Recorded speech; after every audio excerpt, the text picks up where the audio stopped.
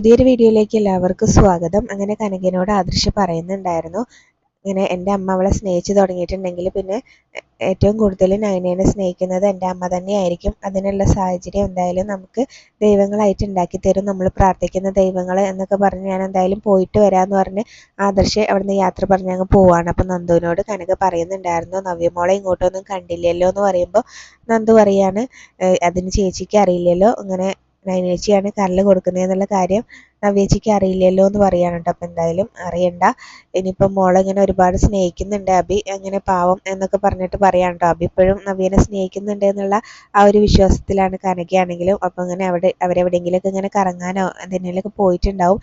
ഇനിയിപ്പോൾ എന്തായാലും ഇങ്ങനെ സർജറി കഴിഞ്ഞ് നയന നമ്മുടെ വീട്ടിലേക്കല്ലേ വരിക.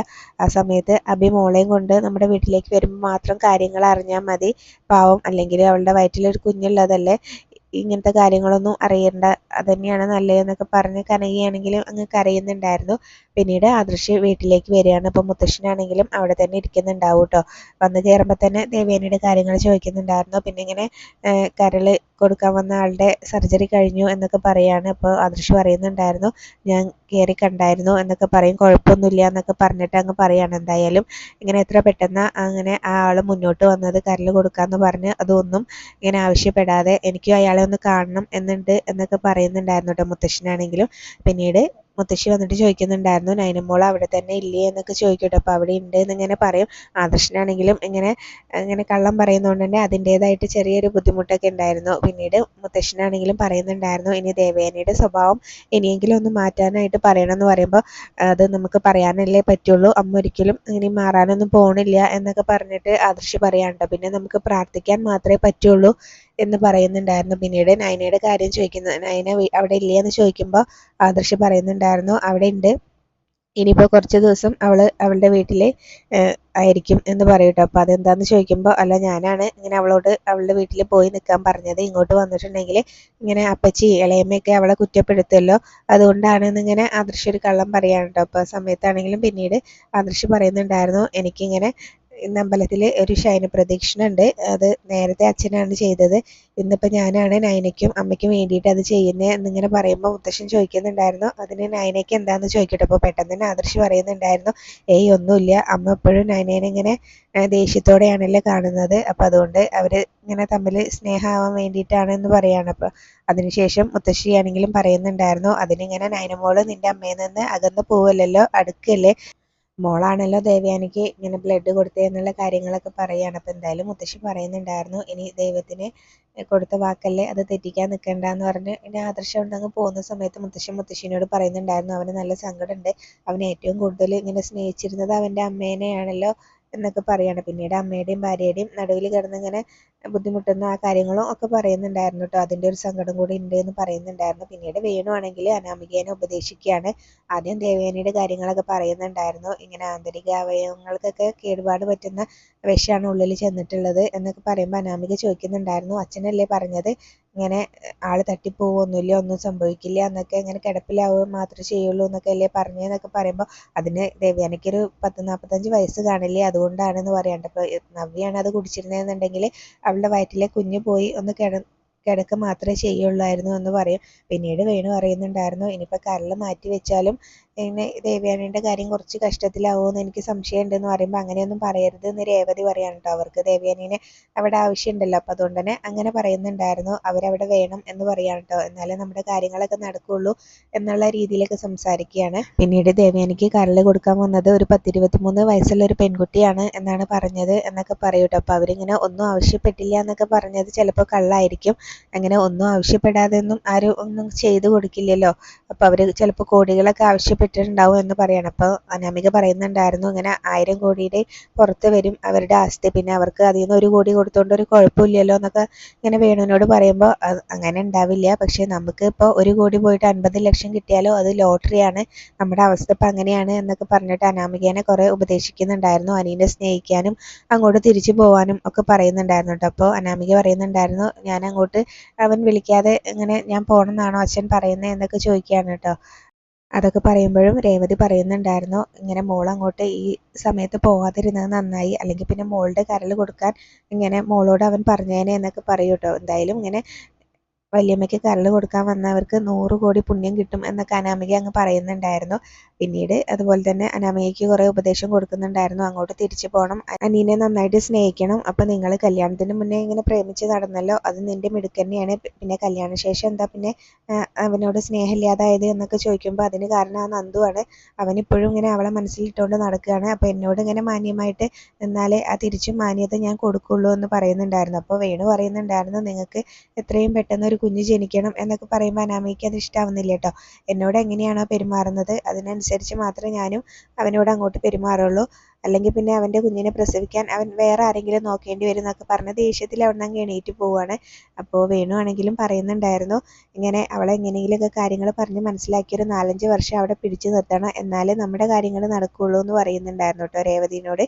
പിന്നീട് നയനയെ കാണാനായിട്ട് നയനയ്ക്ക് ഇങ്ങനെ മയക്കൊക്കെ വിട്ട സമയത്ത് നന്ദും അതുപോലെ തന്നെ കനകയും കൂടെ അങ്ങോട്ട് ചെല്ലുകയാണ്. അപ്പോൾ രണ്ടുപേരും നല്ല കരഞ്ഞിട്ടാണ് കേട്ടോ ചെല്ലുന്നത്.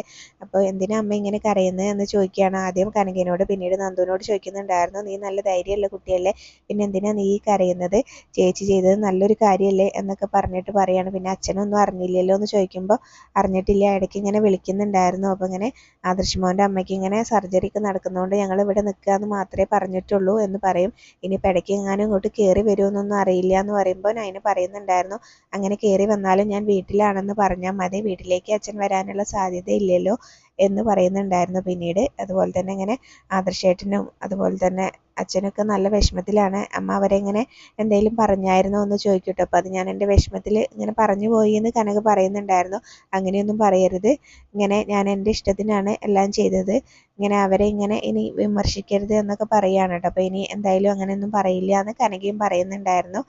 പിന്നീട് ഇങ്ങനെ ഇവിടെ ഇങ്ങനെ എല്ലാവരും നിൽക്കണം എന്നൊന്നുമില്ല, വീട്ടിലേക്ക് പോയിക്കോ, അച്ഛൻ ഇങ്ങനെ സംശയത്തിന് ഇട കൊടുക്കണ്ട എന്നൊക്കെ പറയുന്നുണ്ടായിരുന്നു നയനിയാണെങ്കിലും.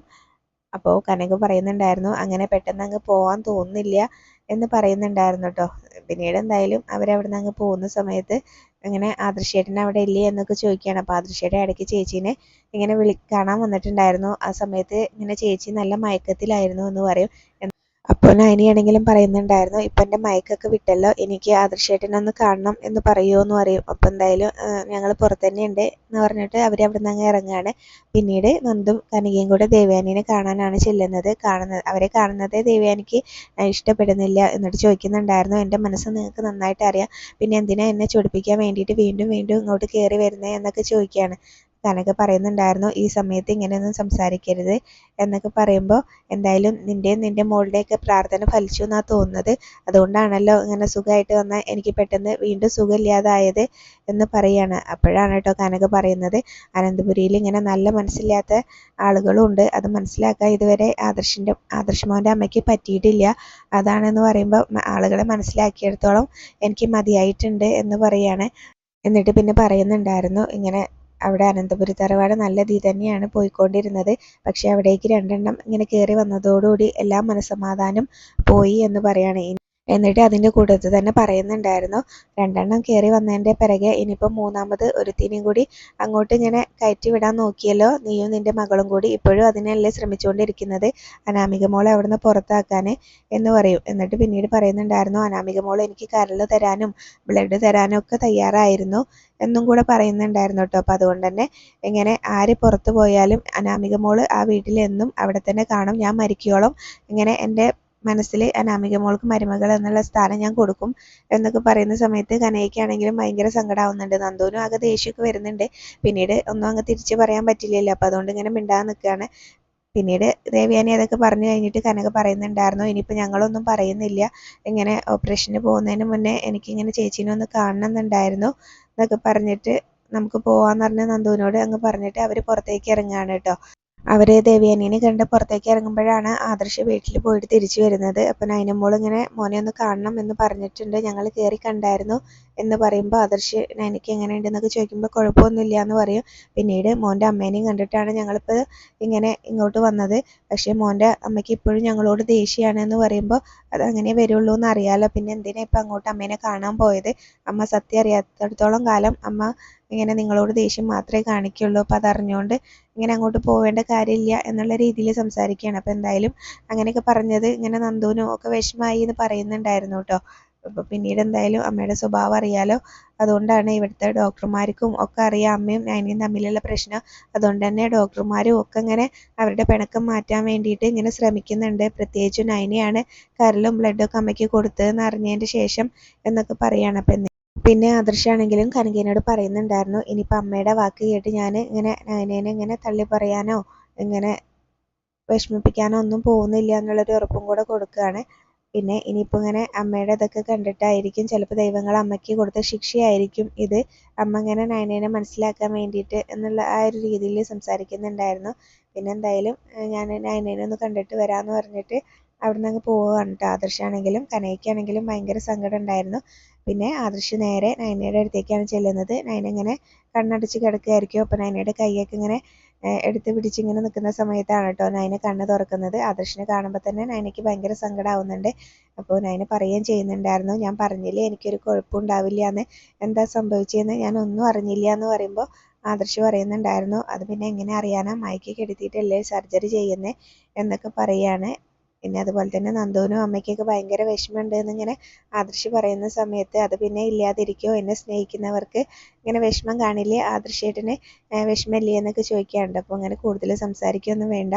അതുപോലെ തന്നെ പിന്നീട് പറയുന്നുണ്ടായിരുന്നു, ഇനിയിപ്പോൾ ഞാൻ നിന്നെ ഇങ്ങനെ ഭരിക്കാനൊന്നും പോകണില്ല, ഞാൻ എന്നും നിൻ്റെ ദാസനായിട്ട് ഇരുന്നോളാം എന്നുള്ളതിലൊക്കെ സംസാരിക്കുമ്പോൾ നയനയ്ക്കും സങ്കടം വരുന്നുണ്ട്. നയന പറയുന്നുണ്ടായിരുന്നു, അങ്ങനെയൊന്നും വേണ്ട, ഞാൻ എൻ്റെ ഭർത്താവായിട്ട് ആദർശമായിട്ട് ഇരുന്നാൽ മതി, ഞാൻ ഭാര്യയായിട്ടും ഇരുന്നോളാം എന്ന് പറയുകയാണ്. ഇനിയിപ്പോൾ കൂടുതൽ ഇങ്ങനെ സംസാരിക്കേണ്ട.